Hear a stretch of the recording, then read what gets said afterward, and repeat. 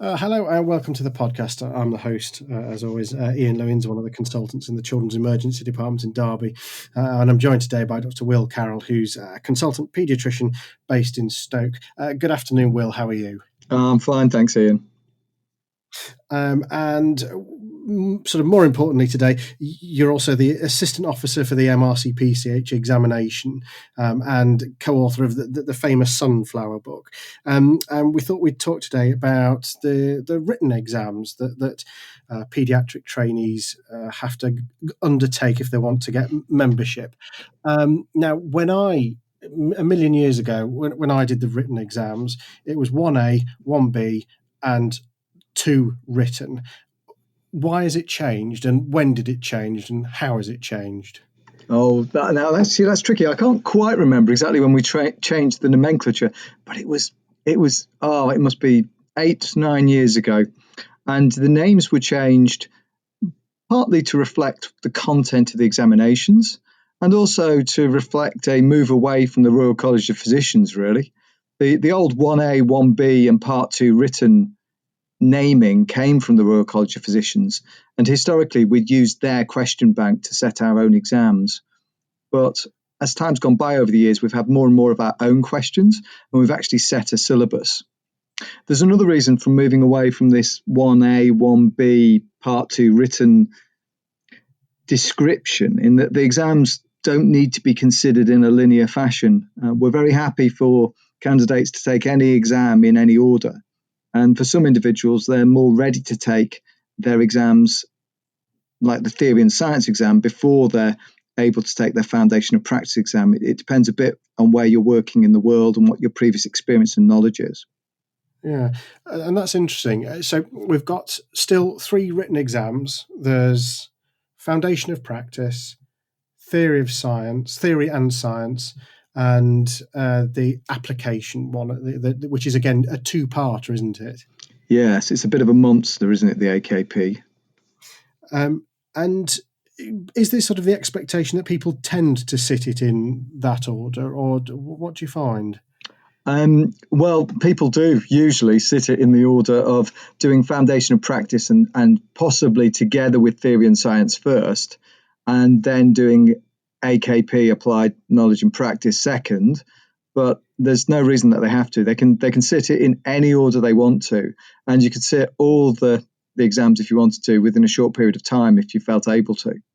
Yeah, and you can sit this at any stage of your training, because we've certainly had foundation trainees who are very enthusiastic and very bright will actually sit this whilst they're still in foundation. Is that right? Yeah, you can start the exams as soon as you've got your primary medical qualification. So literally day one out of medical school, you could apply and sit the exams. And for some individuals who've known they've wanted to do paediatrics from the get-go and have worked really hard and used the books, they might actually have a fair chance of passing the exam quite early on in foundation. Okay, so let's think then about sort of the structure of these examinations, because that's changed and changed a while ago. But for people who've not sat these before, not done them, how do you go about applying to sit the exam? Okay, so there's a link on the college website, and there's actually quite a lot of useful advice that I'm not certain always gets read on the college website about applying for the exams as well. And that includes all sorts of information that you might not think about straight away. And certainly as an educational supervisor and as a clinical supervisor, it's important to know about that information. So you can ask for reasonable adjustments for the exam if you want to, and we try really hard to make sure that anybody who has to have reasonable adjustments gets those in place. And many people haven't really thought about that, certainly since they've left medical school. Yeah. And it's so you kind of have to create a login, you apply, you pay your money, and they're done. Are they still done at sort of set centres if you're doing it in the UK, around the UK? Well, yes, but the number of centres is much bigger. We moved to computer-based testing. I think I went white. My hair, a lot more grey hair appeared overnight when we moved to computer-based testing, away from paper-based format, which allows people to sit it in much smaller centres with a computer, potentially with some other candidates and an invigilator. But that means we've moved away from having just one big drafty hall with all the candidates in the same place. Yeah, I remember it very fondly. And what was the sort of thinking behind? Why did we move over to sort of a computer-based system, and what kind of advantages do you think that confers to the candidates? Well, the first thing was that it worked, which was great, because at the time I was the head of theory exams, and I can remember having kittens about moving to computer-based testing because we had a system that worked on paper, but it was quite expensive actually to ship all the exam papers around the world.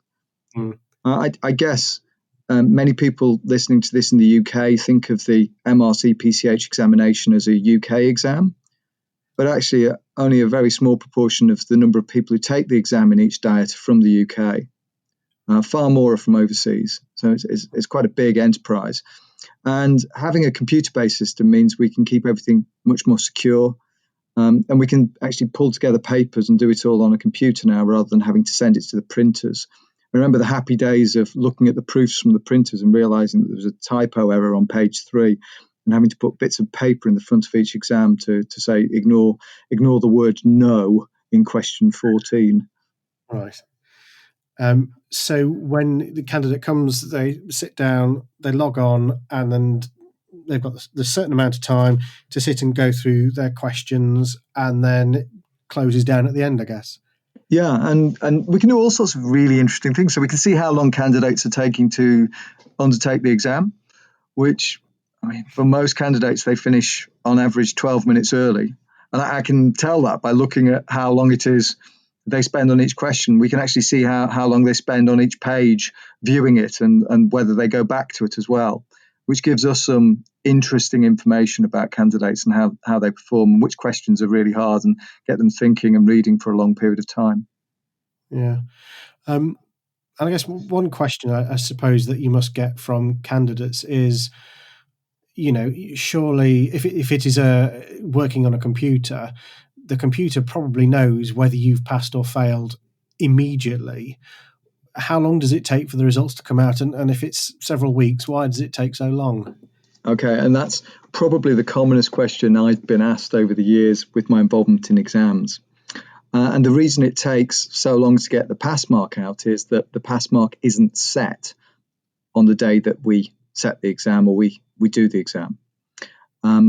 Actually, there'll be 6 or 7 examiners or senior trainees who've already passed the exam, taking the exam at about the same time as the candidates. All right. And they'll be doing the exam themselves to work out, A, can they pass the exam? B, are there any questions in it that look a bit ropey? C, how hard is each of those questions? And it's only when we've got those judgments that we can decide how hard the exam is and decide where the pass mark's going to be set for each individual diet. Right. Now, that process is called the Angoff process. And we then have to meet following the paper and decide as a panel where we're going to set the pass mark for each question. And we have an interesting intellectual exercise to go through where we have to decide what proportion of borderline candidates would get each and every question in the exam correct. And we also have to decide whether we remove some questions from the exam. And typically we'll remove between 5 and 7 questions from each exam. And often the candidates will have spotted those questions and have written stern words, sometimes stern words on social media, saying, why did they ask us this terrible question? And the examiners who did the exam on the same day will also be making the same comment, and that question will be pulled from the exam. Right. So there is some sort of, obviously looking at this afterwards and a bit of modification. And so roughly how long does it take from sitting to get sort of getting the result? It depends a bit on how long it takes the psychometricians to get the data out, usually about 4 or 5 weeks. So thinking then about the style of questions that people are going to be sitting and being asked, it's not just simple true false anymore. Is that right? No, absolutely. And we've got rid of true false questions because, 50% of monkeys can get a true false question right. So they don't discriminate quite so well between individual candidates. And people have moved away from those in all sorts of exams, undergraduate exams as well. We're now much more commonly using best of 5 questions. Yeah. We've still got extended matching questions in there where there are 9 possible options, but they're extremely difficult to write. And so over time, we're likely to move towards a best of 5 only. Right. And when you sort of say best of 5, i.e., there's a question, 5 potential choices, all of which might have some degree of truth in, and the candidate's got to pick the best, as it were. Yes, and that commonly leads to a lot of upset because it's much, much harder to determine what's the best answer rather than what's the right answer, because that extra level of knowledge that you need to know that not only are all of these possible, but this one's the right one because ... is actually quite difficult. Okay. Thinking then about the first 2 papers, the FOP and the TAS, what sort of are the differences between those 2 papers? Okay, so Foundation of Practice is a bit like undergraduate medical school exams for many people. It's historically it grew out of what would you be expected to know after you've done 6 months pediatrics. Yeah. But as time's gone on, it's really turned into what would we expect you to know after you've done 6 months pediatrics. And actually, many people can do that in Foundation, particularly if they've had a pediatric job and been interested and read widely in medical school. Yeah. It really requires typically, I think, between 150 and 200 hours solid work in addition to what you've done in medical school. And pretty much any of the undergraduate medical textbooks will help you prepare for it. I think sometimes people underestimate the 150 to 200 hours of work that you need to put in, though. And if we're really honest, many of the candidates in the UK who found that exam difficult haven't always put in that time. It's much more difficult as an exam, actually, for doctors working overseas. And we certainly know that you've got an advantage in passing Foundation of Practice if you've been practicing in the UK, because many of the questions are a little bit contextual and require a working knowledge of the UK healthcare system. Theory and Science exam it does exactly what it says on the tin. And it's an understanding of theory and science, and it requires you to really know the basics of why a body works the way it does. You need to know physiology, embryology, pharmacology. And interestingly, our overseas candidates perform at exactly the same level as UK candidates in that exam. So there's no differential attainment in that exam at all, which perhaps indicates that medical teaching overseas is alive and kicking in medical schools and certainly concentrates on some of that basic science. Yeah.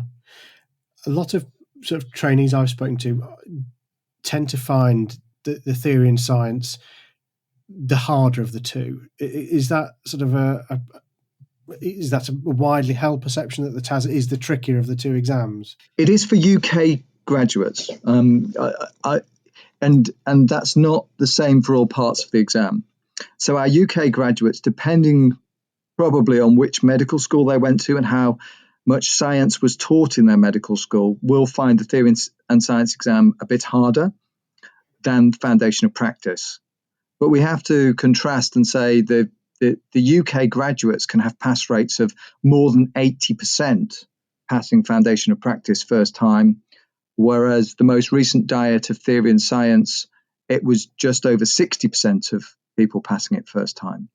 So there isn't a massive gap between the percentage of people passing it on every diet. There's certainly a difference in how well prepared individual candidates are for theory and science, though.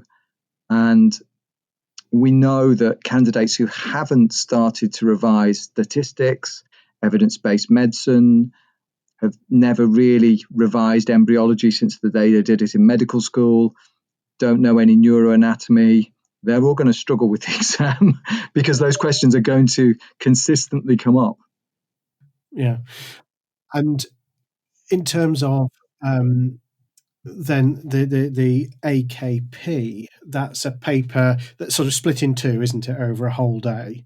What sort of things is that asking? And is it the same similar style of questions as in the first two papers? Yeah, there's more question types, which is a little bit of a challenge for the computer-based systems, but we just about get them to work. There are images. It doesn't mean we won't have images in the FOP and TAS exam over time. It's just we haven't historically had them. And it's meant to address and to try and assess a degree of critical reasoning as well. So in historical terms, you used to have a degree of experience to be able to answer the questions. But now if you've studied hard, you can still pass that exam. It requires you to go one step further in your reasoning, though, very often. And that you need to not only have a piece of knowledge, but know how to apply that knowledge in practice.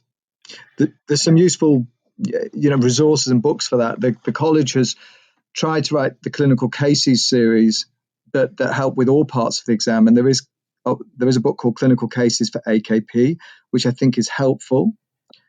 And there's a new book on the way that my colleagues Martin Hewitt and Roshana Dappa are trying to reinvigorate master course to make it more suitable for passing the AKP exam. And then thinking about the AKP, you kind of mentioned, for the first two, maybe somebody with 6 months experience of pediatrics and a bit of study under their belt could pass that. In terms of the AKP, is it generally speaking people who've done a little bit more pediatrics who have sort of done ST1 and ST2 maybe? Yeah, it's interesting actually, and the problem with looking at the statistics on this is that you have a degree of good people will take it early. So the pass rates for an ST1 doctor and for an ST2 doctor for AKP are very similar across diets. But of course, you've got a self-selecting group of people taking it at ST1 who are quite good at exams and like doing them and probably have already passed the FOP and the TAS exams. So I don't think there's a too early moment to take it, but you need to have done the hours of work necessary. And I estimate that all parts of the clinical of the MRC-PCH exam, including the clinical, will take a typical graduate 1,000 hours of study. Now, you might need to devote 100 hours to FOP and 200 hours to TAS and 500 hours to AKP and 200 hours to clinical. But the amount of time you need to devote really depends on what you've done in medical school leading up to that. So some people will not need to spend as long on TAS because they've had a very strong theory and science grounding as an undergraduate, but they might need to spend longer on AKP or vice versa. Yeah. For those people that don't pass the examination, I remember when I sat the old 1A for the first time and I just sat it blindly. Hands up, I did no work for it whatsoever. And surprise, surprise, I failed. And I got a very polite letter from the college saying, thanks very much. Please don't do this again anytime soon. Maybe do a bit of reading next time, I think was the feedback. Do you still give some feedback to candidates that don't pass? Yeah, I mean, if you miss by a long way, you'll often get some feedback. And whilst there's no strict limit now on the number of attempts, after you've had a certain number of attempts, you need to have discussed things with your educational supervisor. But for the vast majority of candidates, you're not going to get into that position. And I think the clear message from me would be anyone who's actually worked and failed the exam 3 times needs to sit down and meet with their educational supervisor and discuss getting a review of their ability to take exams. We've found quite a lot of people, certainly as head of school, I found people in my own school who were struggling with the exam And when they went to the trainee support service and had educational psychology review them, they identified very particular problems with processing information that are just really important to know about before you're a consultant. And those individuals then got through their exams because they had appropriate advice and guidance, and they hadn't had problems before. Right. The theory and science exam and the AKP are so testing. They're going to be the hardest exams that a pediatrician will ever do. They're going to uncover subtle problems in some individuals. Yeah, and I guess that sort of brings us on to the issue of, as you briefly mentioned before, reasonable adjustments. If this does uncover something, say, for example, that a person has previously undiagnosed dyslexia, for example, what sort of reasonable adjustments are you talking about, and how do you go about making sure that the exam meets those adjustments? So if their training program director or head of school writes to the college and says, yep, we definitely think this candidate needs to ... we will actually try and do exactly what we're being asked to do. So for some candidates, that means having an exam just in paper, sat at the college. We can have people sit with candidates if it's necessary, although that's rarely been asked for. Most of the candidates that we get asked for reasonable adjustments have had them before in medical school, and for them that just means some extra time, although time pressure is often not an issue for candidates in the exam. We know that most of them finish inside the time, so having an extra 10, 15 or 25% of time for the exam doesn't usually help. Sometimes it's something a bit more specific. But the college is really very keen to hear about people who need adjustments and providing them some evidence about what it is that they need. And it's not just someone saying, I'd quite like to do it in London. Then we will bend over backwards to make those adjustments. But I'm guessing that the responsibility to sort of declare those and ask for those lies firmly with the candidate. Yeah, absolutely. And I think heads of school are very aware that if a candidate's repeatedly failing, that they need some support put in. And it's really important the individual accepts that. Yeah. People can feel a little bit got at if they've not passed the exam, and then they've got a supervisor or a college tutor or a training program director saying, well, you need some support now. And they think it's a bit punitive, but it's actually there to help them. Yeah. Thinking then, you've been doing this a while. Do you have any, for people who are sort of thinking about sitting these exams, do you have any sort of top study tips that you've sort of gained over the years? Oh, yes. So using the right books is important. On the college website, there's a list if you look through the exams, and we recommend using pretty much any undergraduate textbook. Doesn't have to be the Sunflower book, but any undergraduate textbook will help you for foundation of practice. For the theory and science exam, we're a little bit more specific. There's a college publication called The Science of Pediatrics that's also by Tom Lissauer and myself. And that was written absolutely specifically to allow people to know what the curriculum is for the theory and science exam. It's a little expensive, and so I usually recommend that people take it out of the library, but we use it to sense check any question that we think is difficult. We actually check, is it in the book? And if it's not in the Science of Pediatrics or in the clinical cases book, then we think very hard about whether we should include it or not. Now, we're not saying that we won't put any questions in the exam that aren't in there, because there may be something very important scientifically that's happened in the last 2 or 3 years that hasn't made its way through the textbooks yet, but is important to ask about in the exam. Nonetheless, we do think really carefully about including anything that's not in those two sources. And for the AKP, at the moment, we recommend using Archives of Disease of Childhood, Education and Practice. I think it's very good. It's a good source of information. It's quite educational. I recommend using Pediatrics and Child Health because it's got some self-assessment questions in there, but I have a conflict of interest potentially because I edit that journal. And we recommend using the Clinical Cases book as well. So there are plenty of resources available for people. Are there also sort of sample questions that people can access? So there's a bit of a paper. Well, there's bits of papers. There's sample papers online, and I think that the candidates all do those and know them inside out. Of course, they're almost certainly not going to come up in the exam because we're quite careful about making sure that sample questions aren't in the exam papers. We weren't quite so good historically, but we are now. There are questions in paediatrics and child health. There are questions for people interested in doing foundational practice. So there's a question book that accompanies the Sunflower book called Self-Assessment in Paediatrics, which is a fair source of questions. They're aimed at the undergraduate, really, but some of them are at the level that's going to come up in foundational practice. Lots of people use and seem to like using the on examination website.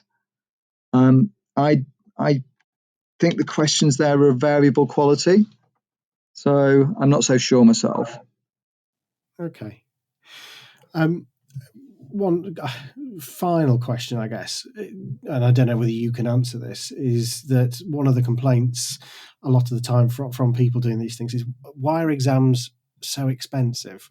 If I'm sitting at a computer and doing that, why does it cost 300 whatever quid to do? Ooh. I don't know if you can answer that.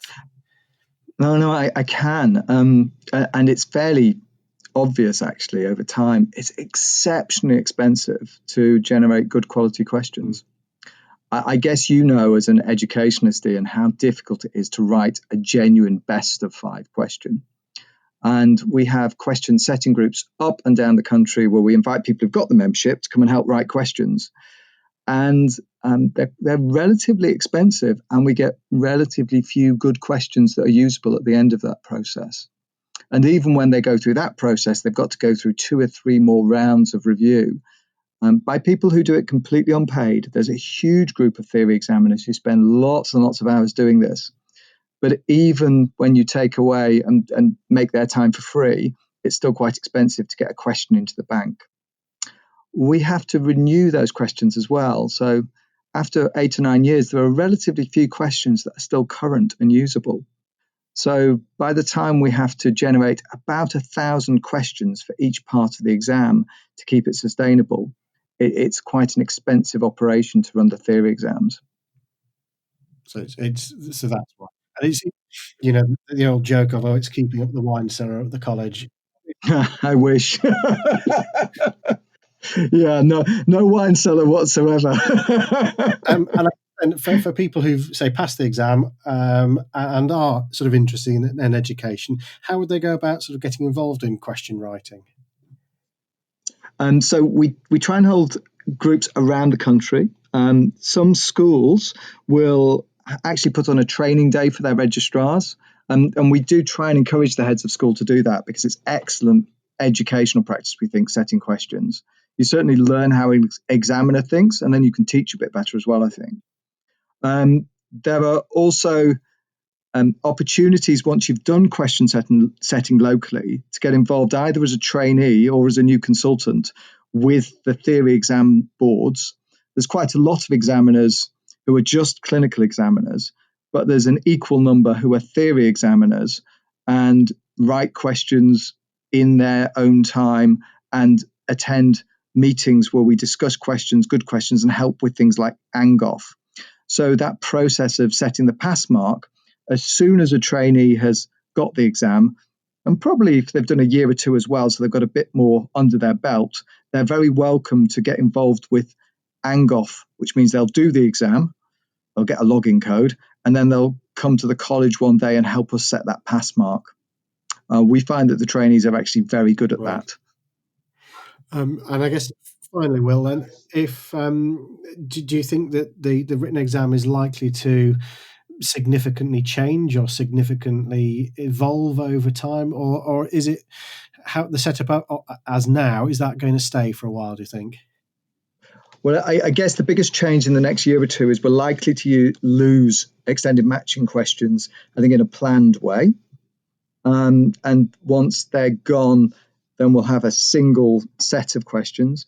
I think that The other big change on the horizon is that we're likely to see an increase in images and videos being used. They're just really difficult to get hold of because you obviously need patient consent to use them. But so that's potentially the future then. Absolutely. And we have video now in the clinical exam, but that might move its way into the theory papers. Perfect. Lovely.